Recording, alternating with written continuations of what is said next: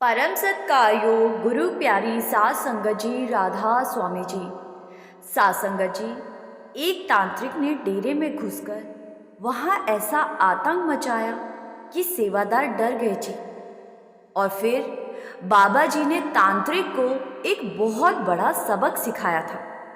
बाबा जी ने अपनी शॉल के जरिए तांत्रिक को सबक सिखाया था जी। तांत्रिक वाली बात को सुनने के बाद हम आपको एक ऐसी बीनती के बारे में भी बताएंगे जो बाबा जी ने संगत को दी है जी। और इस बीनती ने लाखों लोगों के जीवन से कष्ट और दुखों को दूर कर दिया है जी। इसीलिए वीडियो में आखिर तक बने रहना जी। और संगत से हमारी बीनती है कि कमेंट में राधा स्वामी लिखे बिना मत जाया करें जी। आइए पहले मैं आपको इस तांत्रिक की बात बताती हूँ जी। सात संगत जी, इस संसार में पॉजिटिव सोच वाले लोग भी रहते हैं और नेगेटिव सोच वाले लोग भी रहते हैं। और जो नेगेटिव सोच वाले लोग होते हैं उनके दिमाग में अक्सर दूसरों का बुरा हो जाने की सोच चलती है। वो खुद पर ध्यान ना देकर दूसरों पर ज्यादा ध्यान देते हैं।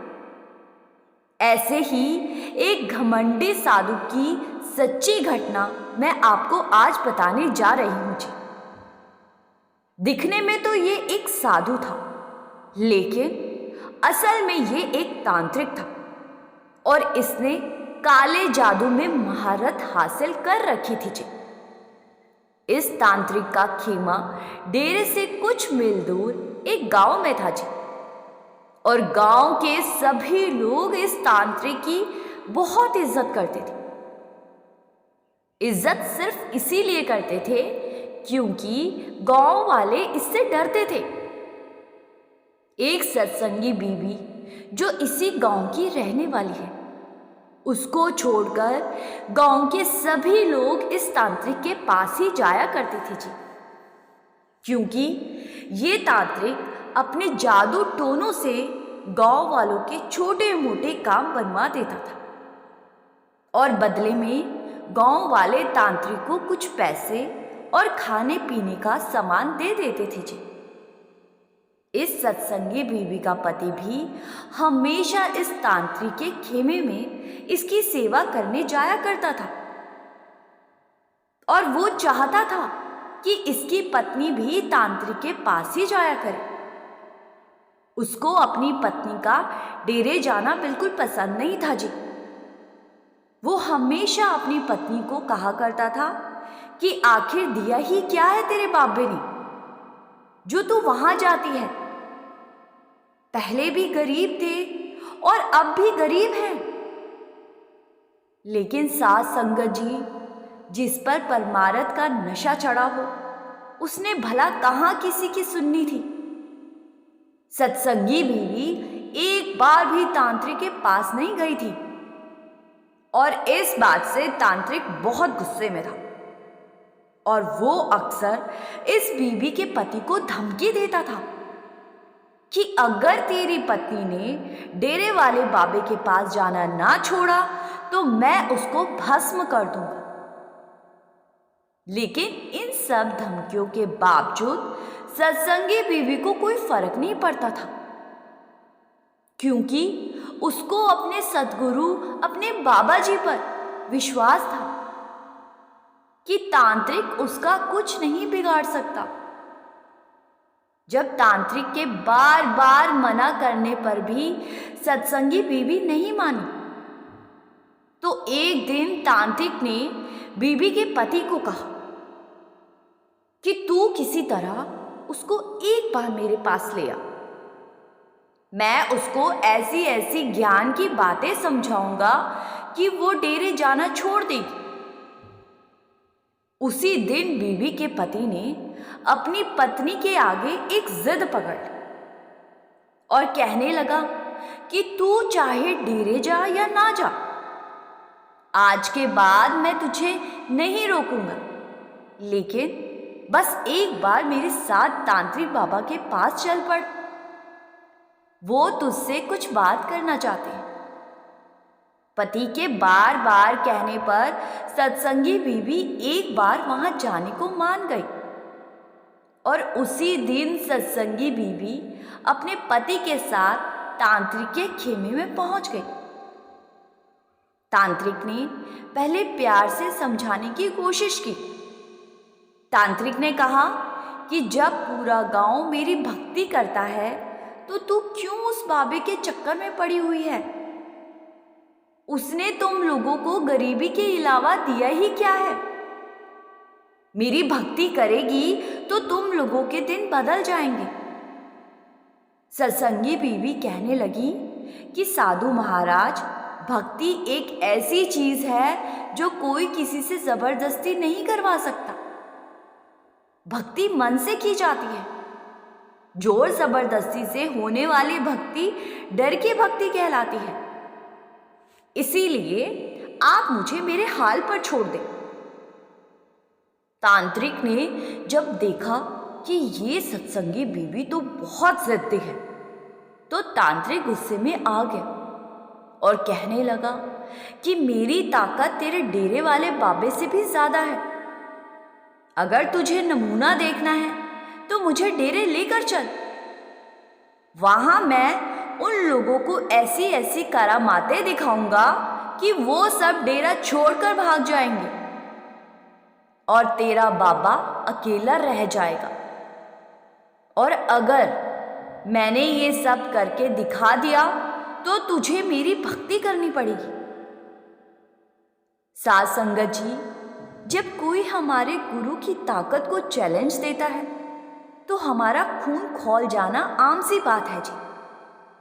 उस दिन इस बीवी ने भी कह दिया कि ठीक है साधु महाराज, आप जब चाहे डेरे आ जाओ। डेरे के दरवाजे सबके लिए खुले रहते हैं और अगर मेरे गुरु की ताकत आपसे बड़ी हुई तो आप ये गांव छोड़कर चले जाना।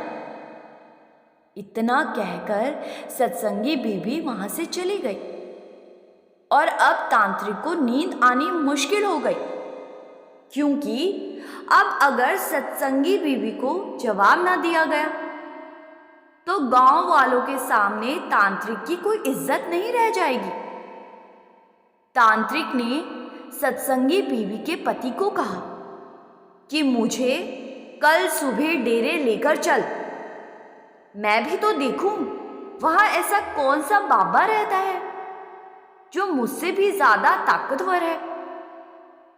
अगले दिन सुबह तांत्रिक डेरे पहुंच गया जी और सेवादारों से पूरे घमंड के साथ कहने लगा कि मैं तुम्हारा मेहमान हूं और मुझे भूख लगी है। मेरे लिए भोजन की व्यवस्था करो।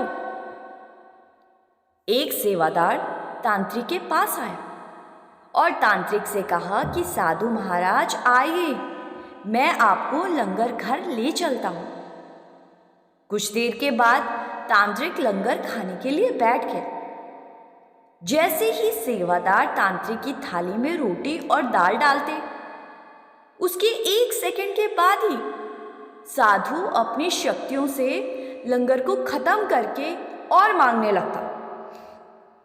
सेवादार और दाल रोटी उसकी थाली में बरता देते, लेकिन साधु लगातार यही करता रहता और पास में बैठा सत्संगी बीवी का पति ये सब देखकर मुस्कुराने लगा, क्योंकि उसको तो ये सब देखकर मजा आ रहा था।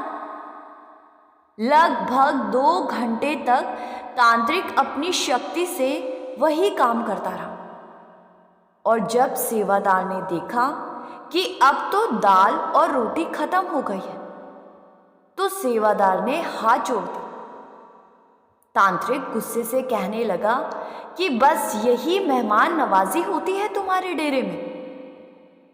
एक भूखे को खाना भी नहीं खिला सकते। सेवादार कहने लगा कि हमें और लंगर बनाना पड़ेगा, इसीलिए आप थोड़ी देर इंतजार कीजिए। तो तांत्रिक ने कहा कि तुम कितना भी लंगर बना लो, लेकिन फिर भी कम ही पड़ेगा। तुम सब मेरी भक्ति करनी शुरू कर दो, फिर देखो कैसे मैं अपनी शक्तियों से तुम्हारी तकदीर बदल दूंगा। तांत्रिक वहां अलग अलग तरह के करतब दिखाने लगा और सेवादार तांत्रिक की शक्तियों को देखकर डरने लगे। और किसी ने ये बात जाकर बाबा जी को बता दी। बाबा जी ने कहा कि आप लोग चिंता ना करो और ये मेरी शॉल ले जाओ। इस शॉल से लंगर को ढक देना और फिर शॉल के नीचे से जितना चाहे लंगर निकालते रहना। और याद रखना कि वो साधु यहां से भूखा नहीं जाना चाहिए। बाबा जी अपनी शॉल सेवादारों को दे दी और सेवादारों ने वैसा ही किया जी, जैसा बाबा जी ने समझाया था जी। इधर तांत्रिक वहां खड़े सेवादारों को डराने में लगा हुआ था। फिर तांत्रिक को दोबारा बिठाया गया और उसकी थाली में लंगर परोसा गया। तांत्रिक ने फिर से अपनी शक्तियों का इस्तेमाल किया, लेकिन इस बार लंगर गायब नहीं हुआ और तांत्रिक को चुपचाप लंगर खाना पड़ा। जब तांत्रिक ने थाली में परोसा गया लंगर खा लिया तो सेवादारों ने और भोजन थाली में डाल दिया। तांत्रिक ने फिर से कोशिश की, लेकिन उसकी शक्ति वहां काम ही नहीं कर सकी और उसको दूसरी बार भी लंगर खाना पड़ गया जी। इधर थाली खाली होती, उधर सेवादार और लंगर डाल देते। अब एक इंसान कितना ही खाना खा सकता है जी। तांत्रिक ने 3-4 बार लंगर खाकर हाथ खड़े कर दिए, लेकिन सेवादार कहाँ मानने वाले थे। सेवादारों ने कहा कि साधु महाराज जी, ये जो आपके सामने शॉल के नीचे बड़े पतीले और दाल और रोटी पड़ी है, ये सब हमने सिर्फ आप ही के लिए बनाई हैं।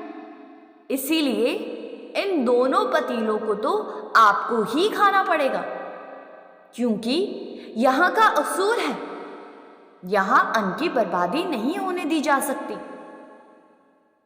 अभी तक सेवादार डर रहे थे जी, और अब तांत्रिक डरने लगा, क्योंकि पहले तो वो अपनी शक्ति से लंगर गायब कर रहा था, लेकिन अब उसको लंगर खाना पड़ रहा था और अपनी जरूरत से 3 गुना ज्यादा तो वो पहले ही खा चुका था और अब कितना खा सकता था। तो तांत्रिक सेवादारों के पैरों में गिर गया जी और माफी मांगने लगा। सेवादारों ने कहा कि साधु महाराज जी, माफी मांगनी है तो हमारे सद्गुरु से मांगो। उनके डेरे में आकर आपने उनके सेवादारों को डराया है। तांत्रिक अब इतना तो समझ ही गया था कि यहाँ के गुरु बहुत ताकतवर है। तांत्रिक सीधे बाबा जी के पास पहुंच गया जी और बाबा जी से माफी मांगने लगा। बाबा जी ने बड़ी ही सहजता से तांत्रिक से बात की और कहा कि ना आप ताकतवर हो और ना मुझ में कोई ताकत है। सबसे ताकतवर तो वो कुल मालिक है, और अगर कुल मालिक ने आपको अपनी ताकत का थोड़ा सा हिस्सा बख्शा है तो उस ताकत को जीव कल्याण में लगाओ। घमंड से और बुरे कामों से मालिक अपनी दी हुई ताकत को एक दिन आपसे वापस ले लेगा। साधु बाबा जी की बातों से बहुत प्रभावित हुआ जी, क्योंकि बाबा जी ने इतना सब होने के बाद भी सहज भाव से तांत्रिक को समझाया। उस दिन के बाद तांत्रिक उस गांव को छोड़कर चला गया और फिर लौटकर कभी भी नहीं आया जी। साध संगत जी, हमारे अंदर कितनी ताकत है या हम कितने अमीर हैं, इस बात का घमंड करने से अच्छा है हम अपनी ताकत के इस्तेमाल से मजबूरों और लाचारों की मदद कर दे, क्योंकि अहंकार करने वाले से मालिक दी हुई बख्शिश को एक पल में वापस भी ले लेता है जी। आइए अब उस बात को सुनते हैं जो बाबा जी ने संगत को बताई थी जी। ये बेनती जिसने भी की उसके दुख और कष्ट के दिन खत्म हो गए जी। इस बेनती से हमें पता लगेगा कि कैसे मालिक अपनी मौज में आकर रेगिस्तान में भी फूल खिला देता है जी। एक बार एक पंछी भटकते भटकते एक रेगिस्तान में पहुंच गया और अपने घर का रास्ता भूल गया जी। रेगिस्तान में दूर दूर तक ना कोई पेड़ था और ना पीने के लिए पानी। ये पंछी उड़ता रहा और घंटों उड़ने के बाद ये थकने लगा और थककर नीचे आकर रेत पर बैठ गया। जैसे ही रेत पर बैठा तो गरम रेत के कारण इसके पैर जलने लगे, तो ये फिर से उड़ान भर लेता, लेकिन आखिर उड़ता भी कब तक? बहुत देर तक वहीं भूखा प्यासा भटकता रहा और अब उड़ते उड़ते बहुत ही बेहोश होकर नीचे गिरने लगा। नीचे गिरते ही पंख गरम रेत पर जल जाते और इसको और भी तकलीफ होती। ऐसे करते करते 2 दिन बीत गए जी और अब पंछी को लगने लगा कि अब उसको यहाँ से कोई नहीं बचा सकता। ऊपर आसमान से भगवान गरुड़ ने जब देखा कि उनका एक पंछी तड़प रहा है तो वो इसके पास आए। गरुड़ को अपने पास देखकर पंछी ने पूछा कि मेरे ऐसे कौन से कर्म थे जो मुझे ये सब देखना पड़ रहा है? गरुड़ बोले, कर्मों का तो पता नहीं और ना ही मैं तुम्हारे कर्म काट सकता हूँ, लेकिन मैं तुम्हें एक मंत्र देता हूँ, उससे तुम्हें फायदा मिल सकता है। तुम्हें जितनी भी तकलीफ मिले, चाहे तुम मरने वाले ही क्यों ना हो, तुम हर हाल में मालिक का शुक्र करना, क्योंकि ये जीवन देने वाला भी मालिक है और अगर वापस ले लेगा तो भी उसकी मर्जी। तुम बस शुक्र करते रहना। इतना कहकर गरुड़ वहां से उड़ गया और पंछी ने गरुड़ की बात सुनी और हर पल शुक्र करने लगा। मरने की हालत में भूखा प्यासा गरम रेत पर पड़ा हुआ पंछी हर पल मालिक का शुक्र करने लगा। और उस रात रेगिस्तान में एक तूफान आया जी। बहुत तेज हवाएं चलने लगी और ये हवाएं इस पंछी को अपने साथ उड़ाकर बहुत दूर ले गई। और जब पंछी की आंख खुली तो उसने खुद को एक ऐसी जगह पर पाया जहाँ चारों तरफ हरे भरे पेड़ हैं और पास में एक नदी बह रही है। ये देखकर पंछी के अंदर हिम्मत आ गई और वो गिरते पड़ते नदी के पास पहुंच गया जी। और वहां पंछी ने पानी पिया। पानी पीते ही इसके शरीर में ऊर्जा आ गई और इसने एक छोटी सी उड़ान भरी और एक पेड़ पर जाकर बैठ गया। वहां इसने उस पेड़ पर लगे फल को खाया और अब इसके अंदर और भी ऊर्जा आ गई और धीरे धीरे इसकी हालत सुधरने लगी। ऊपर से देख रहे भगवान गरुड़ फिर से इसके पास आए। गरुड़ को देखकर पंछी कहने लगा कि आपके मंत्र ने तो कमाल कर दिया। गरुड़ भगवान ने बताया कि तुम्हारे कर्मों के हिसाब से तुम्हें 2 साल तक उस रेगिस्तान में तड़पना था, लेकिन शुक्र करने के कारण मालिक ने 2 साल के दर्द को 2 दिन में ही खत्म करवा दिया। साध संगत जी, जो काम हम जीवन भर में नहीं कर सकते उतना काम वो मालिक एक पल में कर सकता है, लेकिन हमारे अंदर कमी सिर्फ इतनी है कि हमें पता ही नहीं कि मालिक की खुशी कैसे हासिल की जा सकती है। हम सुख के दिनों में मालिक का शुक्र करने की बजाय अपने सुख में ही खो जाते हैं और दुख के दिनों में मालिक से शिकायत करने लगते हैं। जब हम शुक्र नहीं कर सकते तो फिर हमें शिकायत करने का भी कोई हक नहीं है। आज अगर हम अपने आसपास किसी को थैंक यू कहते हैं तो सामने वाला इंसान हमारे सिर्फ एक शुक्रिया बोलने से ही कितना खुश हो जाता है। तो सोचो, अगर हम हर हाल में और हर समय उस मालिक का शुक्र करेंगे जिसने हमें ये जीवन दिया है, तो मालिक हमसे कितना खुश हो जाएगा। लेकिन अफसोस हम ऐसा करते नहीं हैं। बाबा फरीद हुआ करते थे और मालिक को याद करते समय वो मालिक से दुख मांगा करते थे। जब लोग उनसे पूछते कि बाबा आपका दिमाग खराब है, लोग तो मालिक से सुख मांगते हैं और आप दुख मांग रहे हो। दुख भी भला कोई मांगता है क्या? तो बाबा फरीद कहा करते थे कि अगर मैं मालिक से सुख मांगूंगा और मालिक ने मुझे सुख दे दिया तो मुझे डर है कि सुख में मैं इतना ना खो जाऊं कि मालिक को ही भूल जाऊं।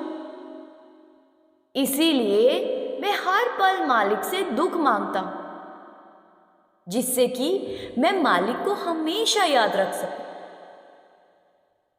साथ संगत जी, ये हाल आज हम सबका भी है।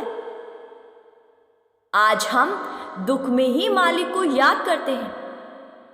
जरा सा बुखार हो जाए तो मालिक याद आ जाता है, और जब अच्छे दिन चल रहे होते हैं तो हम मालिक की तरफ देखते भी नहीं। इसीलिए इंसान को इस सृष्टि का सबसे बड़ा स्वार्थी जीव कहा गया है। मतलब के लिए हम किसी भी धार्मिक स्थान पर पहुंच जाते हैं और जब मतलब निकल जाए तो उस और मुंह भी नहीं करते।